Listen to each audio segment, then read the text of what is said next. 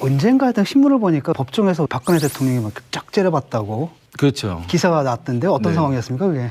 유영하 변호사하고 저하고 이제 논쟁이 일어나서 설전벌였을 네네. 그러면서 제가 이제 진실을 왜곡하지 말아라. 그러니까 내가 언제 진실을 왜곡했냐? 아니 당신들이 지금 진실을 왜곡하면서 나한테 질문하지 않았냐는데 유영하 변호사가 말 함부로 하지 말라고 그러면서 이제 같이 이제 째려본 거죠 이제. 네. 그때 인상이 어땠어요? 그 박근혜 대통령의 그 분위기라든가. 네네. 네, 그때 처음 만난 거죠. 근접거리에서는 한번 본 적은 있었어요. 아프리카 순방 때. 작년 2016년 5월 달에 거기에서 이제 한번 지나가시는 걸 뵀었는데 이번에 그 법정에서 봤을 때는 많이 달랐죠. 뭐가 제일 달라졌던가요? 그때 스쳐 지나갔을 때 볼 때와 네네. 법정 재판정에서 볼 때하고. 네.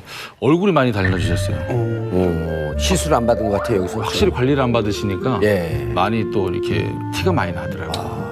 정유라 씨가 다시 이제 검찰에 수사의 대상이 됐고 다시 사법에 심판을 받게 됐는데 우리 노승일 선생님이 최근에 네. 참고인 수사를 다시 받았다고 하셨지 않습니까? 네, 그래서 네.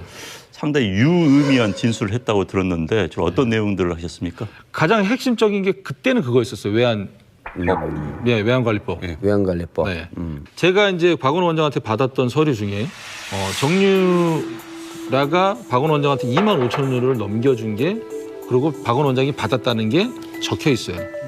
그러면 2만 5천 유로면 나갈 때도 신고해야 되고 들어갈 때도 신고해야 되거든요. 왜 이게 가능했느냐? 프리패스예요, 프리패스.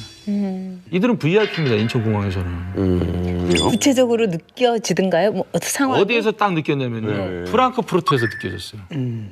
최순실은 딱 백 하나 딱 끼고 오고요. 비싼 케이스를 3개를 대한항공 지점장이 끌고 나오고 그 또 여직원이 스포츠 백을 3개를 또 끌고 나와요.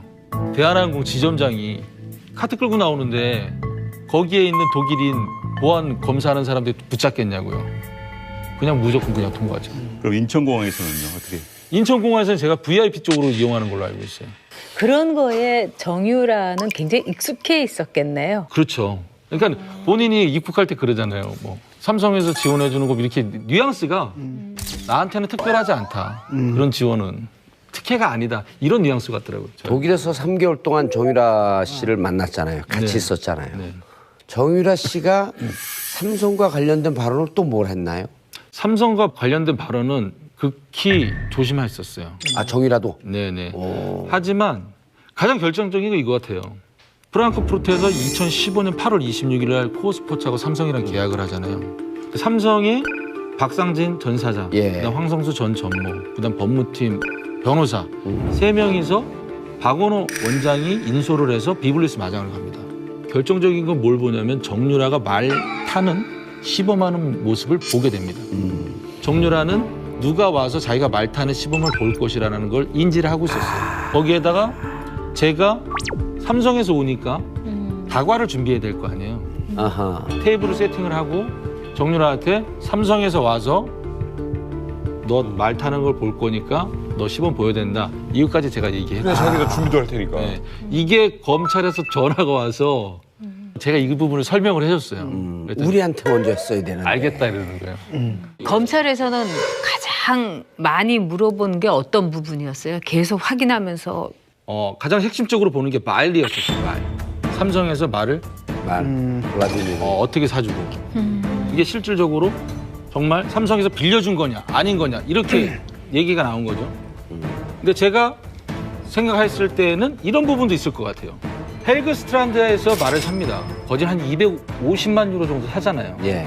정유라의 코치가 되려고 했었던 게 그 네덜란드 국가대표 코치였던 사람이 안드레아스 헬그 스트란드였어요. 예. 그 사람이 말을 중개한 거고. 이 사람이 갖고 있었던 업체였던 거예요. 이 사람이 뭐라 했냐면은 비블리스에서 나는 못 가르친다. 나는 모든 시설을 갖추고 있으니까 네가 나한테 와라 그랬거든요. 그게 덴마크 올보르고인 것 같아요. 올리. 네. 어떤 방법을 사용했을 가능성이 있냐면요. 헬그 스트란드의 말을 250만 유로 주고 사고 고가의 말이니까 헬그 스트란드가 관리를 맡기는 거예요. 그러면 헬그 스트란드는 매달 관리 비용을 받아야 돼요. 쉽게 표현해서 관리 비용이 4마리에 1,000만 원이면 삼성에서 3,000만 원씩 더 주는 거예요.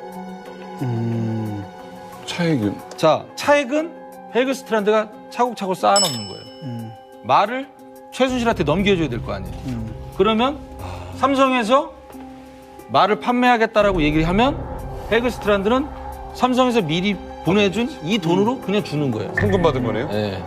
말은 사고 판매한 게 서류상으로만 왔다 갔다 한 거지 실질적으로 돈 주고 돈으로 이렇게 왔다 갔다 한 게 아니잖아요. 이 말은 그냥 최순실한테 토스해주면 끝나는 부분이었어요. 그러니까 박원 원장이 저한테 딱 하는 말이 삼성 돈은 아무리 먹어도 탈이 안 난다. 그만큼 삼성은 치밀하다. 여기에서 이 부분이 나왔던 거죠. 자, 최근 재판에서 또 하나의 충격적인 증언이 있었죠. 최순실 소유의 회사 비덱스포츠에서 정유라 씨한테 600만 원이 넘는 월급을 지급했다라는 얘기인데 저 부분은 저는 이렇게 해석하고 싶어요. 독일에 들어가면 무비자 상태에서 3개월을 체류할 수 있습니다. 그렇죠. 근데 내가 어떤 회사를 취직할 것이다 라고 증명만 되면 6개월 임시비자를 줘요. 근데 그 안에 취직을 해야 돼요. 근데 정유라도 일단은 더 이상 연장이 안 되는 상황이었는데 가장 쉬운 방법은 노동비자였었던 거예요. 그러니까 노동비자를 받으려면 어떻게 됐나? 독일에도 우리나라와 마찬가지로 4대 보험이 있습니다. 그 낸 세금 영수증이 있어요. 내역이 있어야 돼요. 그 내역을 만들기 위해서 저 600만 원. 직원들한테 준 것처럼 했을 수도 있는 가능성이 큰 거죠. 정유라의 월급이 600만 원. 저 친구한테 걔 유지 비용도 600만 원이 모자른데 600만 원 말도 안 되죠. 별로 의미가 없는. 의미가 없는 거죠. 저거는 비자 때문에. 비자를 받기 위한 하나의 수단으로 세금을 낸 것이다. 아니 정유라 씨도 600 받는데 노 부장님은 왜 이렇게 월급을 좀 그때 그 사건 터졌을 때 그 독일에서 지내던 시절에 그 사진 뭐 이런 거 좀 봤거든요. 네네. 근데 무슨 저기 뭐 오지탐험 거의 그 수준이었다고. 그 당시 어떻게 된 겁니까, 그건? 아 그때 당시에 최순실 씨가 9월 20 며칠경인가 잠깐 이제 데이비드 윤이라는 사람이 네. 한국에 와요. 들어보네.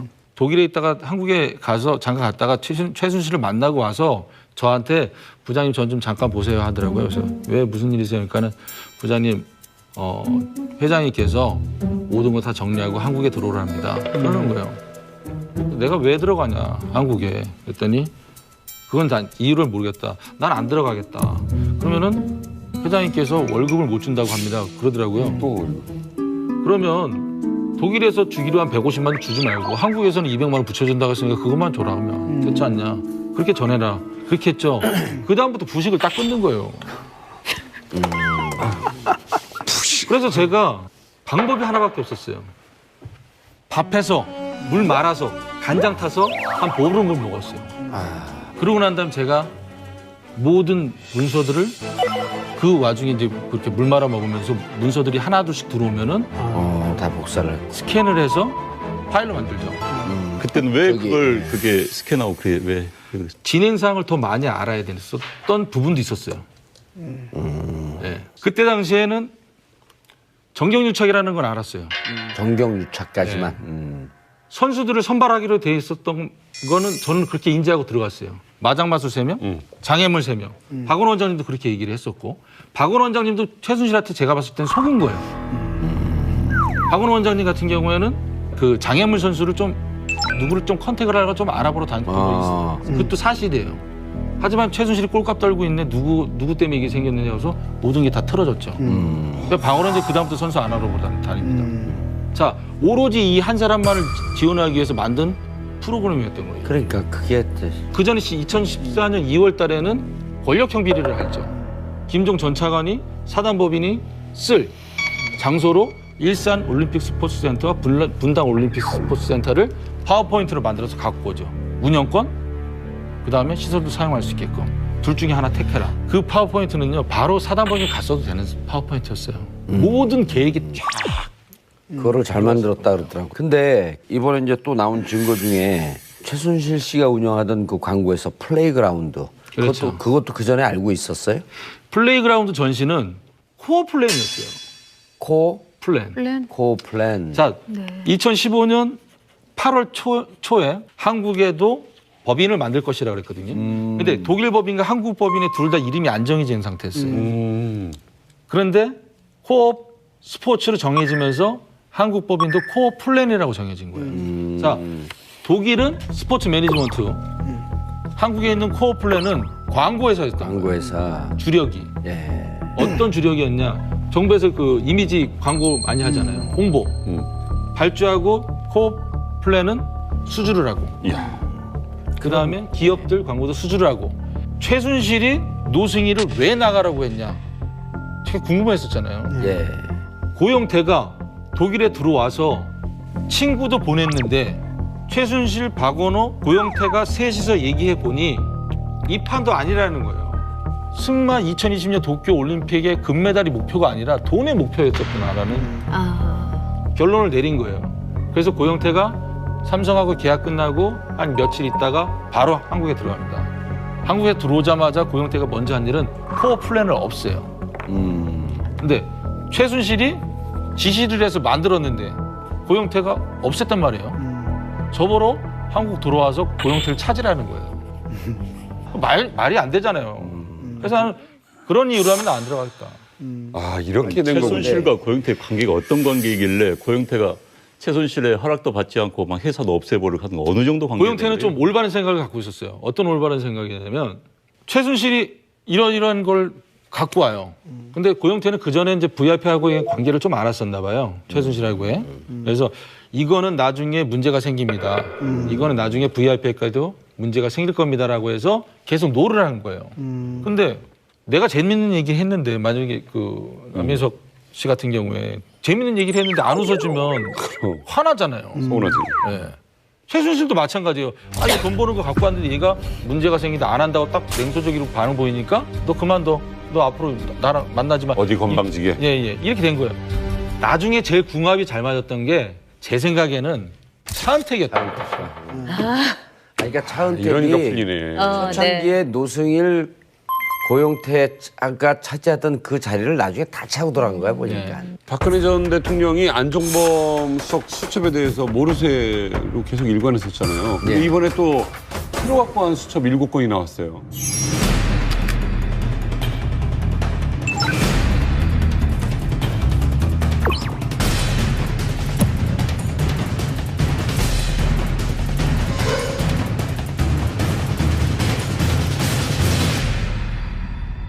아니 근데 궁금한 게요. 뭐 미국의 FBI 국장은 뭐 메모한 게 증거 채택 능력이 있다 뭐 이런 얘기도 하는데 예. 우리나라도 지금 이런 경우에 7건의 수첩이 뇌물죄 결정적 증거가 될 수 있습니까? 뇌물자가 성립되기 위해서는 박근혜 전 대통령과 최순실 관계 공모 관계를 입증할 수 있는 증거가 있어야 돼요. 근데 지금까지는 공모 관계 공동 지갑을 어떻게 설명을 했었냐면 최순실이 박근혜 대통령의 옷값을 내주지 않았냐 이런 것으로 하는데 이게 방증 자료는 가능한데 너무 돌아간 증거야. 근데 이상화 같은 경우는 실질적으로 최순실 독일 금고지기 그다음에 여기 유재경 그 미얀마 대사로 박았던 사람 양혜경 이런 등등 사람과 다 연관되어 있는 고대 인맥이거든요. 그러니까 실질적으로 이상화 금고지기에게 이 전화번호를 안종범에게 줬다라고 하는 것은 안종범에게 이상화에게 삼성에서 돈이 들어오는 등등을 확인해라라고 하는 것을 지시했을 가능성이 무척 높고 그리고 두 번째 00149 이렇게 되잖아요. 001은 뭡니까? KT 아니에요. 박근혜 대통령 KT 이동수 거기 그 자기 직원을 박아놓았잖아요. 9월 13일서부터 요 전화번호와 전화통화가 된 내역을 다 조사를 하면 이상화가 삼성과 연결된 전화가 어디에서든지 나오면 이건 완전 스모킹건이 되는 거죠. 이동수는 최순실이 그 KT의 광고 담당 임원으로 꽂아놓은 거예요. 그러니까 자기 회사에다가 광고 갖다 줄 사람으로. 그렇죠. 근데 플레이그라운드는 최순실 소유의 이제 광고 회사고. 네. 그러니까 KT를 통해서 플레이그라운드에다 광고를 몰아주었다가 좀 구설수에 올랐나 보죠. 그렇죠. 그러니까 뭐 한쪽에 몰아준다고 오해. 그러니까 그런 일 없게 하라. 한 다음에 한 며칠 있다가 6월 20일 날 다시 지시사항이 나오는데 이동수 광고 받아주기 점검. 그 일 잘 됐느냐.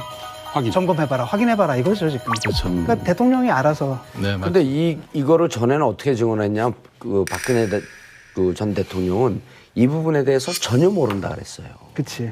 그다음 또 하나는 이제 이 사건과 관련해서 우리가 주목해야 할 사건이 문영표 전 보건복지부 장관하고 홍완선 전 국민연금공단 기금운용본부장이죠. 이분들이 최근에 유죄 판결을 받았어요, 법원에서 2년 6개월 받았는데 일단 이 판결에는 대통령 관련성은 언급이 없어요. 아니, 대통령과 관련시키지 말라고 또 재판부 얘기를 해요. 네. 예. 그러니까 그 없지만은 일단은 뭐냐면 일거는 뭐냐면은 청와대에서 이 장관이나 뭐 이런 사람들 시켜가지고 기금 운영을 기금 시켰다는 운영을 거죠. 시킨 거죠. 그로써 국고의 손실을 초래했고 그로부터 이익을 받은 건 삼성이라는 거예요. 엄청난 이익을 받겠죠. 1천억에. 그러니까 삼성은 거대한 이익을 받고 그런 삼성이 이상화 통해 가지고 돈을 줬고, 그러니까 큰 그림이 나온 거죠. 큰 그림은 나오는데 이제 이게 삼성물산과 제일모직 M&A 하는 과정 여기에 돈이 잘못 들어갔다는 얘기거든요. 결과적으로 간접적인 뇌물죄 그다음 삼성의 이 합병 과정을 도와준 이런 부분에 대해서 간접적인 증거 자료는 된 거지. 간접적인 증거 자료 이상이겠죠. 그렇죠. 약간 왜 수법이 흰 거라고 그러냐면은 봐요. 검찰에서 이 뇌물 수수라든가 또는 부정한 돈의 거래를 할 때 그 수많은 사람인데 차명 계좌를 어떻게 걸러내느냐 하는데 사실 한 군데나 두 군데만 걸르면 금방 그렇죠. 알아낼 수가 있어요. 왜냐하면은 차명 계좌를 생판 모르는 사람한테 부탁하지는 않잖아요. 결국은 사돈의 8천 정도의 범주란 말이에요. 근데 여기서 박근혜 전 대통령이 이 지점장의 계좌를 주면서 가르쳐 줬다는 건 뭐냐면은 바로 내가 받을 뇌물을 일로 보내라. 그거하고 똑같은 수법인 거예요. 매우 간단한 수법인 거예요. 그러니까 굉장히 심각하죠. 네, 그러니까 뭐 제가 생각할 때는 뭐 지금 박근혜 전 대통령 뇌물죄 관련해서 봤을 때는 삼성물산하고 제일모직이 합병 부분이잖아요. 당시에 외국계 투자자들은 반대를 했어요. 외국계 투자자들이 반대 주주를 모은 거는 최초예요. 우리나라에서. 근데 이 한국에 있는 주주들을 반대주들을 모으다 보니까 국민정음이 어떤 행동을 했냐면 9%에서 11%까지 지분율을 높입니다. 2%를 높인다는 거는 엄청난 거예요. 그렇죠. 네. 그렇죠. 액수로 따지면 네. 엄청난 거죠. 그러면 보건복지부 장관, 그다음에 가장 민감한 시기잖아요. 그러면은 대통령의 지시가 없는 한 이건 될 수도 없는 부분이죠. 그러니까 삼성에서 부탁을 해서 국민연금이 캐스팅보드 역할을 해줬고 돈은 전영 의원님이 말씀하신 대로 최순실 쪽으로 빼준 거고 그리고 박근혜 전 대통령과 최순실은 인척관계가 아니잖아요. 그러니까 민정에서 관리 대상이 아니란 말이죠. 그러니까 이쪽으로 뺐을 가능성은 충분하다는 거죠. 그리고 이제 이 상황 같은 경우에 이제 그 독일 부장이죠, 프랑크푸르트 그 하나 외환에는 법인장이었어요. 그 네. 사람이. 최순실이 독일에 머무는 기간은 오면은 한 달이에요. 근데 또 나가면 또 한 달이잖아요. 근데 한 달 동안 돈을 인출하고 뭐하고 또 해야 될 거 아니에요. 근데 금융실명제 우리나라도 본인이 직접 가서 전표에 작성을 하고 본인이 가야지만이 모든 금융거래가 가능하잖아요. 최순실이 가기 전에 이게 전표라고 생각해 보세요. 출금 전표라고. 그럼 최순실이 여기다 사인만 하고 가는 거예요. 수십 장을 사인하고 갑니다. 미리 네. 수십 장을 사인하고 가면 이상화한테 전화를 해요. 어디를 송금해야 된다고. 그럼 이상화가 사인이 돼 있으니까 이상화가 다 적습니다. 프린트를 만들고. 그다음에 송금을 하고 보고를 하는 거죠. 이상화가. 그러니까 그게 코스포스 재단에 있는 돈 아니에요. 그렇죠. 코스포스에 있는 예, 돈. 예. 그러니까 제가 알기로에는 코스포츠 대표고 대표는 박승관 변호사잖아요. 예, 박승환 변호사. 자, 박승관 변호사 이름으로 계좌가 개설이 될 거 아니에요. 대표니까. 법인 계좌가. 예. 사인은 제가 알기로는 사인은 최순실 사인으로 보내는 걸 알고 있어요. 그러니까 모든 게 핸들링이 다 가능했던 구조를 다 만들어 놓은 거죠. 지난번 저희 외부자들하고 보이스피싱을 하셨죠. 네네네. 그 당시에 취조하는 것 같아요. 그게 말이야. 검찰 같아. 괜찮습니다. 저는 적응이 돼 있기 때문에. 익숙하죠. 오늘 오전에 워낙에 많이 다녀서 괜찮습니다. 제가 더 자연스러운 것 같아요. 상황극의 한 장면. 검찰식으로 해보겠습니다. 네. 좀 처음 다시 하겠습니다. 네네네. 검찰에서도 그래요. 지난번 저희 외부자들하고 이 보이스피싱을 하셨죠. 네, 그렇죠. 예. 그때 정동춘 이사장의 행방불명으로 회계단 직원들이 월급을 못 받고 있다 이렇게 이야기를 하셨죠. 네, 맞습니다. 예. 요즘 근황 좀 궁금한데요. 예, 요즘에 그 K스포츠 재단 출근하고 있고요. 대신에 월급은 지금 못 받고 있습니다. 출근을 하는데 월급이 안 나와요? 예, 정동춘 전 이사장님께서 법인 공장에 있는 도장을 갖고 나가셔가지고 비밀번호를 다 바꿔놔가지고 저희가 월급을 지금 못 받고 있습니다. 아이고야. 그런데 이제 최근 언론 보도를 보면은 정동춘 이사장이 K 스포츠 재단의 출연금 네. 남아있는 275억 원이 모인 계좌를 네. 인출하려고 시도했다 이런 보도가 나와서 네, 좀 네. 놀랐는데 네. 근데 상식적으로 본다면은 K스포츠 재단은 이미 알려져 있고 은행에서도 특별 관리를 할 것 같은데 네네. 바보가 아닌 이상 인출하러 갔을 것 같지는 않아요. 상식선을 본다면은. 네. 어쩌 뒷사정이 있습니까? 왜 그랬을까요? 본인이 은행을 찾아갈 때 판결문을 갖고 왔거든요. 그러니까 그게 뭐였냐면은 정동춘 이사장이 2017년 1월 13일 날 이사장이 연임이 안 돼요. 그래서 해임이 된 상황이었고 본인이 나가면서 재단에 머물러야 될 도장, 사용인감을 갖고 나갔어요. 그리고 그 다음 날 각 거래은행 찾아가서 비밀번호를 바꿔놓고 또한 다른 은행의 계좌를 개설을 해서 그쪽으로 또 이체도 시켜놓은 것도 있었고 그런 상황에서 저희도 이제 그 사람이 돈을 못 쓰게끔 막아내야 될 거 아니에요. 그래서 저희도 은행에다가 지급 정지를 시켜놨죠. 그래서 양쪽 다 못 쓰게끔 만들어놓은 그렇게 되니까 정동춘 이사장이 가처분 신청을 걸어놓은 거죠. 법원에다가. 그 부분이 일단 판결이 정동춘 전 이사장한테 유리하게끔 났어요. 거기에 대해서 저희가 이제 2심을 청구할 수 있고 그런 상황인데 그 판결문을 갖고 은행에 가서 인출을 시도하려고 했는데 은행에서 또 경찰서에 전화했죠. 경찰서에 전화했죠. 근데 정동춘 전 이사장의 해명은 정말 웃지 못할 상황이 된 거예요.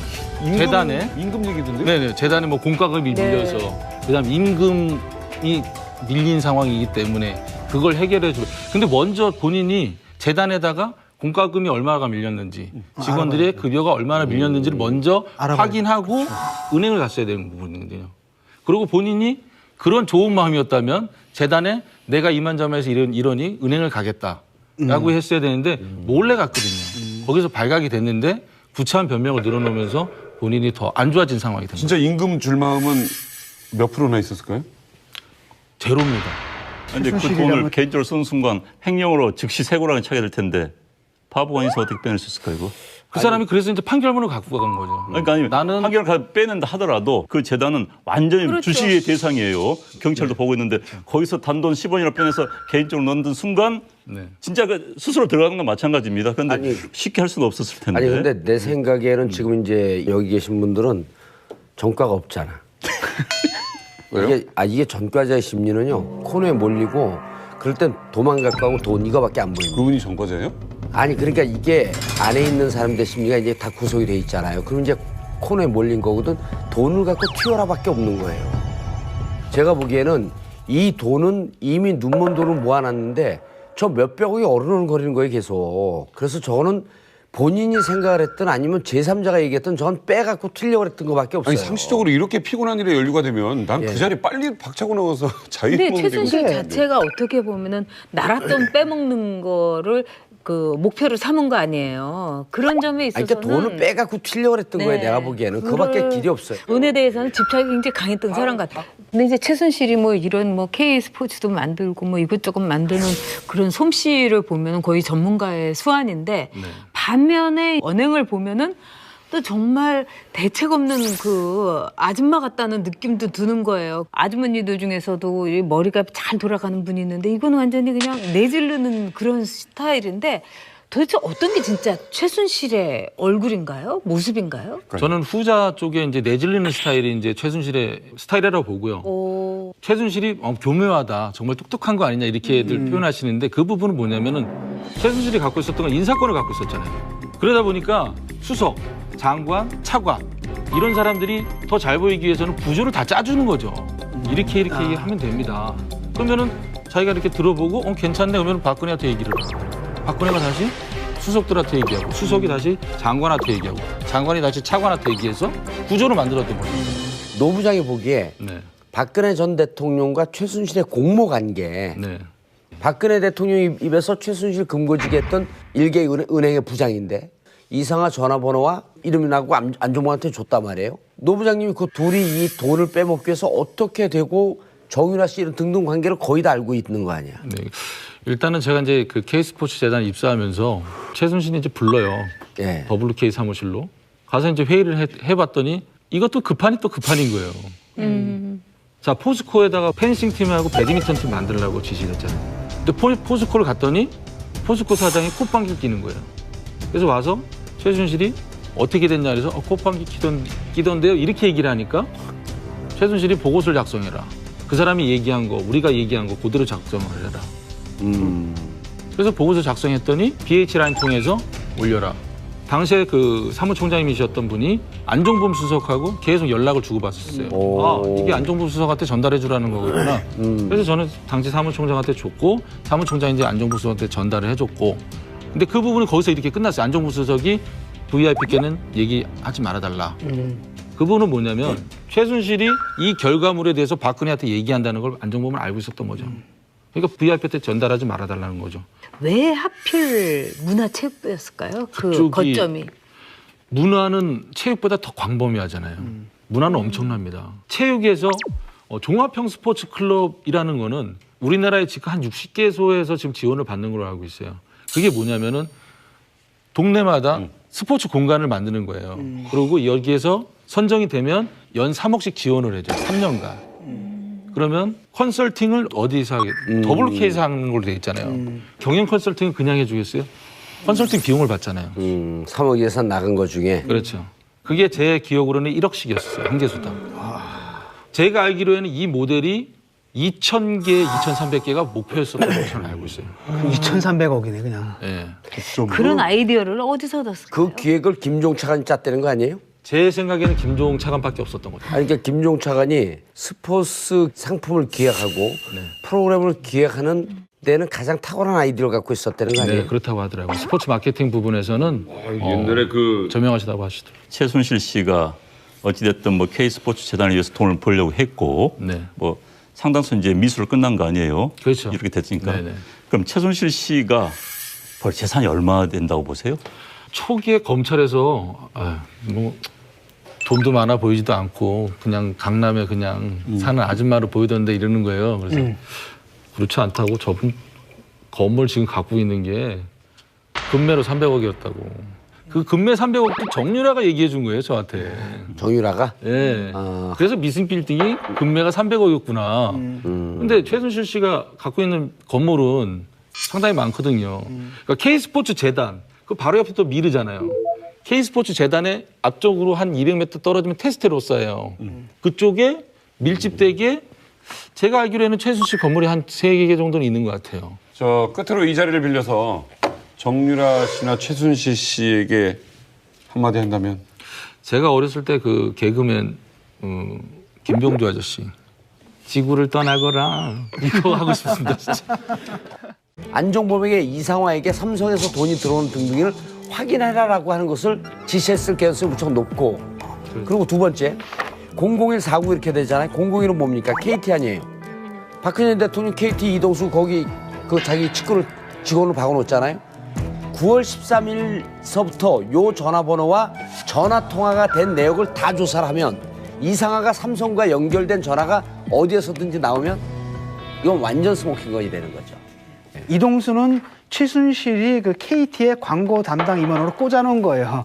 그러니까 자기 회사에다가 광고 갖다 줄 사람으로. 그렇죠. 근데 플레이그라운드는 최순실 소유의 이제 광고 회사고, 네. 그러니까 KT를 통해서 플레이그라운드에다 광고를 몰아주었다가 좀 구설수에 올랐나 보죠. 그렇죠. 그러니까 뭐 한쪽에 몰아준다고 오해, 그러니까 그런 일 없게 하라. 한 다음에 한 며칠 있다가 6월 20일 날 다시 지시사항이 나오는데 이동수 광고 받아주기 점검. 그 일 잘 됐느냐 점검해봐라, 확인해봐라 이거죠 지금. 그렇죠. 그러니까 대통령이 알아서. 네, 맞 근데 이거를 전에는 어떻게 증언했냐? 그 박근혜 전 대통령은 이 부분에 대해서 전혀 모른다 그랬어요. 그치. 그다음 또 하나는 이제 이 사건과 관련해서 우리가 주목해야 할 사건이 문용표 전 보건복지부 장관하고 홍완선 전 국민연금공단 기금운용본부장이죠. 이분들이 최근에 유죄 판결을 받았어요, 법원에서 2년 6개월 받았는데 일단 이 판결에는 대통령 관련성은 언급이 없어요. 아니, 대통령과 관련시키지 말라고 또 재판부 얘기를 해요. 네. 그러니까 없지만은 일단은 뭐냐면 이거는 뭐냐면은 청와대에서 장관이나 뭐 이런 사람들 시켜가지고 기금 운영을 시켰다는 기금 운영을 거죠. 시킨 거죠. 그로써 국고에 손실을 초래했고 그로부터 이익을 받은 건 삼성이라는 거예요. 엄청난 이익을 받겠죠. 1,000억에. 그러니까 삼성은 거대한 이익을 받고 그런 삼성이 이상화 통해 가지고 돈을 줬고, 이거 큰 그림이 나온 거죠. 큰 그림은 나오는데 이제 이게 삼성물산과 제일모직 M&A 하는 과정, 여기에 돈이 잘못 들어갔다는 얘기거든요. 결과적으로는 간접적인 뇌물죄, 그다음 삼성의 이 합병 과정을 도와준 이런 부분에 대해서 간접적인 증거 자료는 된 거지. 간접적인 증거 자료 이상이겠죠. 왜 약간 수법이 낀 거라고 그러냐면은 봐요. 검찰에서 이 뇌물 수수라든가 또는 부정한 돈의 거래를 할 때 그 수많은 사람인데 차명 계좌를 어떻게 걸러내느냐 하는데 사실 한 군데나 두 군데만 걸르면 금방 그렇죠. 알아낼 수가 있어요. 왜냐하면은 차명 계좌를 생판 모르는 사람한테 부탁하지는 않잖아요. 결국은 사돈의 8촌 정도의 범주란 말이에요. 근데 여기서 박근혜 전 대통령이 이 지점장의 계좌를 주면서 가르쳐 줬다는 건 뭐냐면은 바로 내가 받을 뇌물을 일로 보내라. 그거하고 똑같은 수법인 거예요. 매우 간단한 수법인 거예요. 그러니까 굉장히 심각하죠. 네, 그러니까 뭐 제가 생각할 때는 뭐 지금 박근혜 전 대통령 뇌물죄 관련해서 봤을 때는 삼성물산하고 제일모직이 합병 부분이잖아요. 당시에 외국계 투자자들은 반대를 했어요. 외국계 투자자들이 반대 주주를 모은 거는 최초예요. 우리나라에서. 근데 이 한국에 있는 주주들을 반대주주를 모으다 보니까 국민정음이 어떤 행동을 했냐면 9%에서 11%까지 지분율을 높입니다. 2%를 높인다는 거는 엄청난 거예요. 그렇죠. 그렇죠. 액수로 따지면 네. 엄청난 거죠. 그러면 보건복지부 장관, 그다음에 가장 민감한 시기잖아요. 그러면은 대통령의 지시가 없는 한 이건 될 수도 없는 부분이죠. 그러니까 삼성에서 부탁을 해서 국민연금이 캐스팅보드 역할을 해줬고 돈은 전영 의원님이 말씀하신 대로 최순실 쪽으로 빼준 거고 그리고 박근혜 전 대통령과 최순실은 인척관계가 아니잖아요. 그러니까 민정에서 관리 대상이 아니란 말이죠. 그러니까 이쪽으로 뺐을 가능성은 충분하다는 거죠. 그리고 이제 이 상황 같은 경우에 이제 그 독일 부장이죠, 프랑크푸르트 그 하나 외환에는 법인장이었어요. 네. 그 사람이. 최순실이 독일에 머무는 기간은 오면은 한 달이에요. 근데 또 나가면 또 한 달이잖아요. 근데 한 달 동안 돈을 인출하고 뭐하고 또 해야 될 거 아니에요. 근데 금융실명제 우리나라도 본인이 직접 가서 전폐 작성을 하고 본인이 가야지만이 모든 금융거래가 가능하잖아요. 최순실이 가기 전에 이게 전표라고 생각해 보세요. 출금 전표라고. 그럼 최순실이 여기다 사인만 하고 가는 거예요. 수십 장을 사인하고 갑니다. 이제 이 한 사람만을 지원하기 위해서 만든 프로그램이었던 거예요. 그러니까 그게 그 전에 2014년 2월 달에는 권력형 비리를 했죠.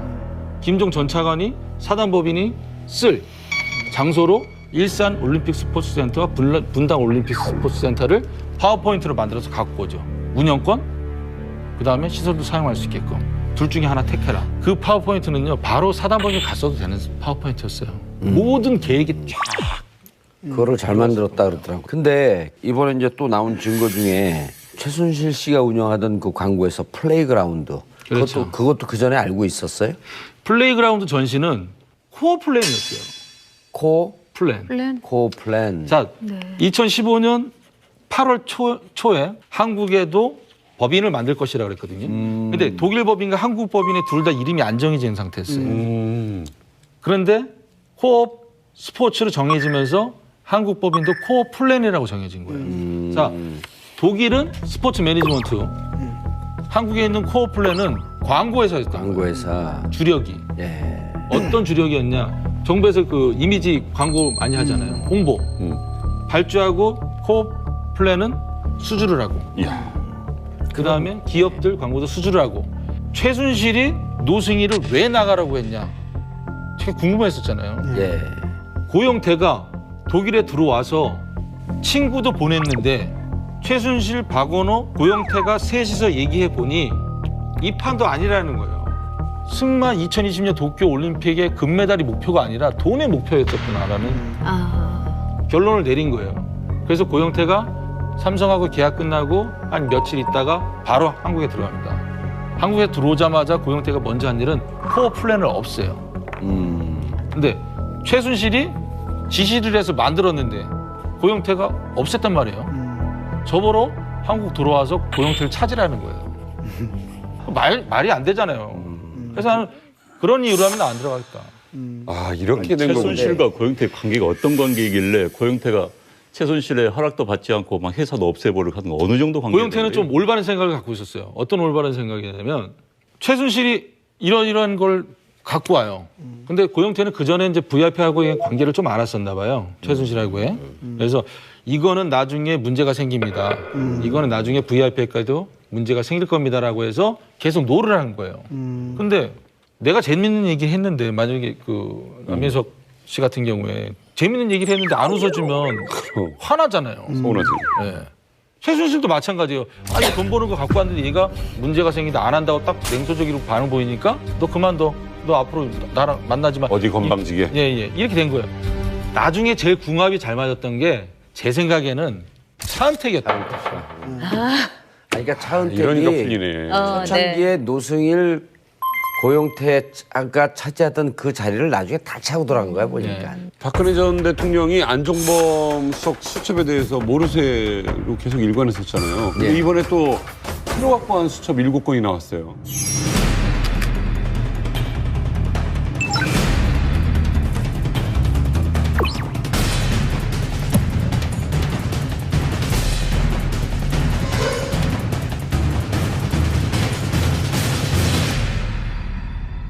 아니 근데 궁금한 게요. 뭐 미국의 FBI 국장은 뭐 메모한 게 증거 채택 능력이 있다 뭐 이런 얘기도 하는데 예. 우리나라도 지금 이런 경우에 7건의 수첩이 뇌물죄 결정적 증거가 될 수 있습니까? 뇌물죄가 성립되기 위해서는 박근혜 전 대통령과 최순실 관계 공모 관계를 입증할 수 있는 증거가 있어야 돼요. 근데 지금까지는 공모 관계 공동 지갑을 어떻게 설명을 했었냐면 최순실 박근혜 대통령의 옷값을 내주지 않았냐 이런 것으로 하는데 이게 방증 자료는 가능한데 너무 돌아간 증거야. 근데 이상화 같은 경우는 실질적으로 최순실 독일 금고지기 그다음에 여기 유재경 그 미얀마 대사로 바꿨던 사람 양혜경 이런 등등 사람과 다 연관되어 있는 고대 인맥이거든요. 그러니까 실질적으로 이상화 금고지기에게 이 전화번호를 안종범에게 줬다라고 하는 것은 미리 수십 장을 사인하고 가면 이상화한테 전화를 해요. 어디를 송금해야 된다고. 그럼 이상화가 사인이 돼 있으니까 이상화가 다 적습니다. 프린트를 만들고 그다음에 송금을 하고 보고를 하는 거죠. 이상화가. 그러니까 그게 코스포스 재단에 있는 돈 아니에요. 코스포스에 있는 돈. 그러니까 제가 알기로에는 코스포츠 대표고 대표는 박승관 변호사잖아요. 예, 박승관 변호사. 자, 박승관 변호사 이름으로 계좌가 개설이 될 거 아니에요. 대표니까. 법인 계좌가. 예. 사인은 제가 알기로는 사인은 최순실 사인으로 보내는 걸 알고 있어요. 그러니까 모든 게 핸들링이 다 가능했던 구조를 다 만들어 놓은 거죠. 지난번 저희 외부자들하고 보이스피싱을 하셨죠. 네네. 그 당시에 취조하는 것 같아요. 그게 말이야. 검찰 같아. 괜찮습니다. 저는 적응이 돼 있기 때문에. 익숙하죠. 오늘 오전에 워낙에 많이 다녀서 괜찮습니다. 제가 더 자연스러운 것 같아요. 상황극의 한 장면. 검찰식으로 해보겠습니다. 좀 처음 다시 하겠습니다. 네네네. 검찰에서도 그래요. 지난번 저희 외부자들하고 이 보이스피싱을 하셨죠. 네, 그렇죠. 예. 그때 정동춘 이사장의 행방불명으로 회계단 직원들이 월급을 못 받고 있다 이렇게 이야기를 하셨죠. 네, 맞습니다. 예.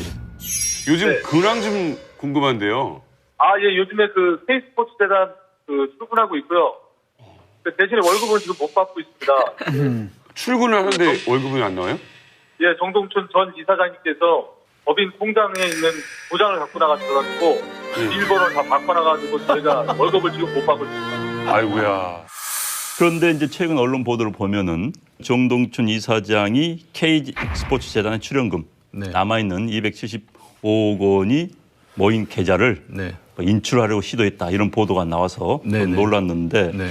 근데 상식적으로 본다면은 K스포츠 재단은 이미 알려져 있고 은행에서도 특별 관리를 할 것 같은데 네네. 바보가 아닌 이상 인출하러 갔을 것 같지는 않아요. 상식선에 본다면은 네. 어쩌 뒷사정이 있습니까? 왜 그랬을까요? 본인이 은행을 찾아갈 때 판결문을 갖고 왔거든요. 그러니까 그게 뭐였냐면은 정동춘 이사장이 2017년 1월 13일 날 이사장이 연임이 안 돼요. 그래서 해임이 된 상황이었고 본인이 나가면서 재단에 머물러야 될 도장, 사용인감을 갖고 나갔어요. 그리고 그 다음날 각 거래은행 찾아가서 비밀번호를 바꿔놓고 또한 다른 은행의 계좌를 개설을 해서 그쪽으로 또 이체도 시켜놓은 것도 있었고 그런 상황에서 저희도 이제 그 사람이 돈을 못 쓰게끔 막아내야 될 거 아니에요. 그래서 저희도 은행에다가 지급 정지를 시켜놨죠. 그래서 양쪽 다 못 쓰게끔 만들어놨어요. 그렇게 되니까 정동춘 이사장이 가처분 신청을 걸어놓은 거죠. 법원에다가. 그 부분이 일단 판결이 정동춘 전 이사장한테 유리하게끔 났어요. 거기에 대해서 저희가 이제 2심을 청구할 수 있고 그런 상황인데 그 판결문을 갖고 은행에 가서 인출을 시도하려고 했는데 은행에서 또 경찰서에 전화했죠. 경찰서에 전화했죠. 근데 정동춘 전 이사장의 해명은 정말 웃지 못할 상황이 된 거예요. 재단에 임금 얘기던데? 네네 재단에 뭐 공과금이 밀려서 그다음 임금이 밀린 상황이기 때문에 그걸 해결해 줘. 근데 먼저 본인이 재단에다가 공과금이 얼마가 밀렸는지 직원들의 급여가 얼마나 밀렸는지를 먼저 확인하고 은행을 갔어야 되는 부분이거든요.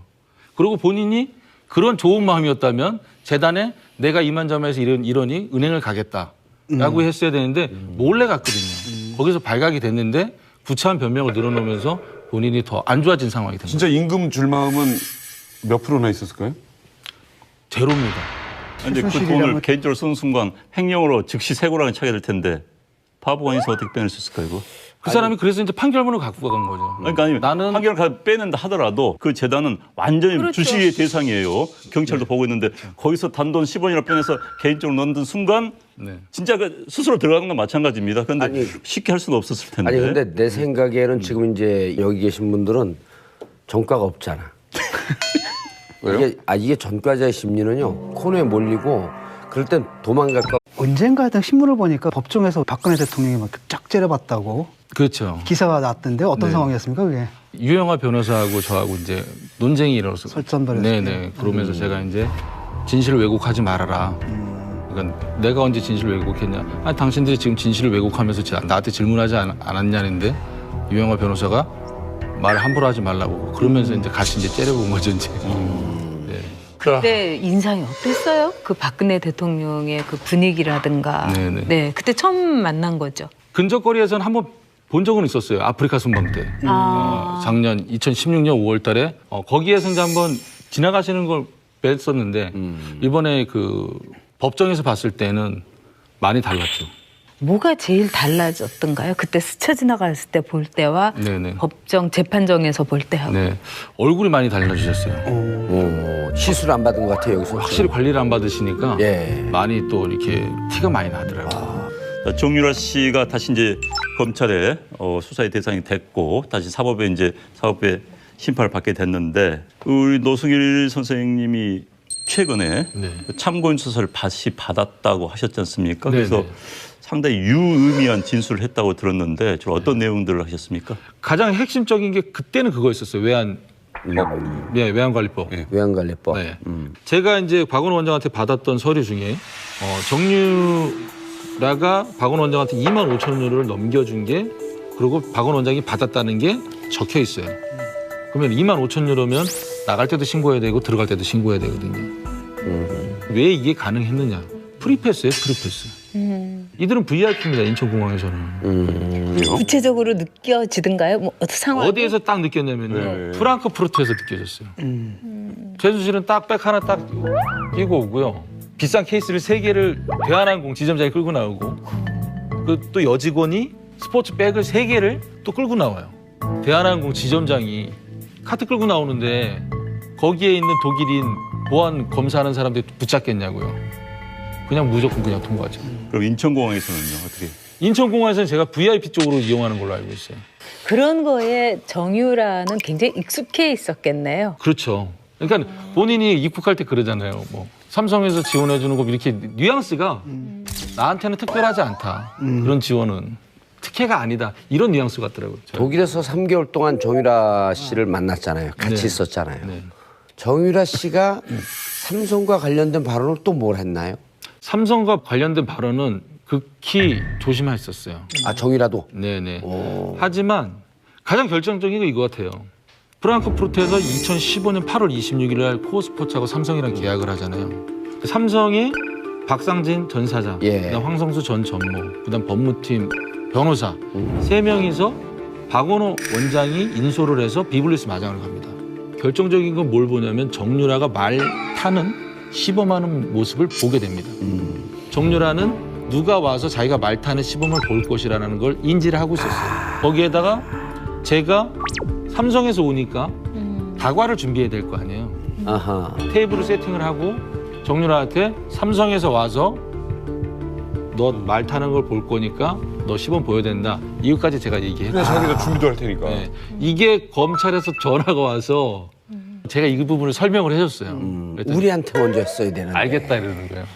검찰에서는 가장 많이 물어본 게 어떤 부분이었어요? 계속 확인하면서 가장 핵심적으로 보는 게 말이었었어요. 말. 삼성에서 말을 블라디미르. 어떻게 사주고 이게 실질적으로 정말 삼성에서 빌려준 거냐 아닌 거냐 이렇게 얘기가 나온 거죠. 근데 제가 생각했을 때는 이런 부분도 있을 것 같아요. 헬그 스트란드에서 말을 삽니다. 거진 한 250만 유로 정도 사잖아요. 예. 정유라의 코치가 되려고 했었던 게 그 네덜란드 국가대표 코치였던 사람이 안드레아스 헬그 스트란드였어요. 예. 그 사람이 말을 중개한 거고. 이 사람이 갖고 있었던 업체였던 거예요. 이 사람이 뭐라 했냐면은 비블리스에서 나는 못 가르친다. 나는 모든 시설을 갖추고 있으니까 네가 나한테 와라 그랬거든요. 그게 덴마크 올보르고인 것 같아요. 올리. 네. 어떤 방법을 사용했을 가능성이 있냐면요. 헬그 스트란드의 말을 250만 유로 주고 사고 고가의 말이니까 헬그 스트란드가 관리를 맡기는 거예요. 그러면 헬그 스트란드는 매달 관리 비용을 받아야 돼요. 쉽게 표현해서 관리 비용이 네 마리에 1,000만 원이면 삼성에서 3,000만 원씩 더 주는 거예요. 차액은 자, 차액은 헬그 스트란드가 차곡차곡 쌓아놓는 거예요. 말을 최순실한테 넘겨줘야 될 거 아니에요. 그러면 삼성에서 말을 판매하겠다라고 얘기를 하면 헬그 스트란드는 삼성에서 미리 보내준 이 돈으로 그냥 주는 거예요. 현금 받은 거네요? 네. 말은 사고 판매한 게 서류상으로만 왔다 갔다 한 거지 실질적으로 돈 주고 돈으로 이렇게 왔다 갔다 한 게 아니잖아요. 이 말은 그냥 최순실한테 토스해주면 끝나는 부분이었어요. 그러니까 박원 원장이 저한테 딱 하는 말이 삼성 돈은 아무리 먹어도 탈이 안 난다. 그만큼 삼성은 치밀하다. 여기에서 이 부분이 나왔던 거죠. 자, 최근 재판에서 또 하나의 충격적인 증언이 있었죠. 최순실 소유의 회사 비덱스포츠에서 정유라 씨한테 600만 원이 넘는 월급을 지급했다라는 얘기인데 저 부분은 저는 이렇게 해석하고 싶어요. 독일에 들어가면 무비자 상태에서 3개월을 체류할 수 있습니다. 그렇죠. 근데 내가 어떤 회사를 취직할 것이다 라고 증명만 되면 6개월 임시 비자를 줘요. 근데 그 안에 취직을 해야 돼요. 근데 정유라도 일단은 더 이상 연장이 안 되는 상황이었는데 가장 쉬운 방법은 노동비자였었던 거예요. 그러니까 노동비자를 받으려면 어떻게 됐나? 독일에도 우리나라와 마찬가지로 4대 보험이 있습니다. 그 낸 세금 영수증이 있어요. 내역이 있어야 돼요. 그 내역을 만들기 위해서 저 600만 원. 직원들한테 준 것처럼 했을 수도 있는 가능성이 큰 거죠. 정유라의 월급이 600만 원, 저 친구한테 걔 그 유지 비용도 600만 원이 모자른데 600만 원 말도 안 되죠. 별 의미가 없는. 의미가 없는 거죠. 저거는 비자 때문에. 비자를 받기 위한 하나의 수단으로 세금을 낸 것이다. 아니 정유라 씨도 600 받는데 노 부장님은 왜 이렇게 월급을 좀 그때 그 사건 터졌을 때 그 독일에서 지내던 시절에 그 사진 뭐 이런 거 좀 봤거든요. 네네. 근데 무슨 저기 뭐 오지타만 거의 그 수준이었다고. 그 당시 어떻게 된 겁니까, 그건? 그때 당시에 최순실 씨가 9월 20 며칠경인가 잠깐 이제 데이비드 윤이라는 사람이 네. 한국에 와요. 들어보네. 독일에 있다가 한국에 가서 잠깐 갔다가 최순실을 만나고 와서 저한테 부장님 전 좀 잠깐 보세요 하더라고요. 그래서 왜 무슨 일이세요? 그러니까는 부장님 회장님께서 모든 거 다 정리하고 한국에 들어오랍니다. 그러는 거예요. 내가 왜 들어가냐 한국에 그랬더니 그건 다 이유를 모르겠다. 난 안 들어가겠다. 그러면은 회장님께서 월급을 못 준다고 합니다. 그러더라고요. 또 그러면 독일에서 주기로 한 150만 원 주지 말고 한국에서는 200만 원 붙여준다고 했으니까 그것만 줘라 하면 됐지 않냐. 그렇게 전해라. 그렇게 했죠. 그다음부터 부식을 딱 끊는 거예요. 그래서 제가 방법이 하나밖에 없었어요. 밥해서 물 말아서 간장 타서 한 보름을 먹었어요. 그러고 난 다음에 제가 모든 문서들을 그 와중에 이제 그렇게 물 말아 먹으면서 문서들이 하나둘씩 들어오면은 다 복사를. 스캔을 해서 파일로 만들죠. 그때는 왜 그게 스캔하고 그게 왜? 진행사항을 더 많이 알아야 됐었던 부분도 있었어요. 네. 그때 당시에는 정경유착이라는 건 알았어요. 정경유착까지만. 선수들을 선발하기로 돼 있었던 거는 저는 그렇게 인지하고 들어갔어요. 마장마수 3명, 장애물 3명. 박원 원장님도 그렇게 얘기를 했었고 박원 원장님도 최순실한테 제가 봤을 때는 속은 거예요. 박원호 원장님 같은 경우에는 그 장애물 선수를 좀 누구를 좀 컨택을 하려고 좀 알아보러 다니고 있어요. 그것도 사실이에요. 하지만 최순실이 꼴값 떨고 있네. 누구 때문에 이게 생겼느냐 해서 모든 게 다 틀어졌죠. 박원호는 이제 그다음부터 선수 안 알아보러 다닙니다. 자, 오로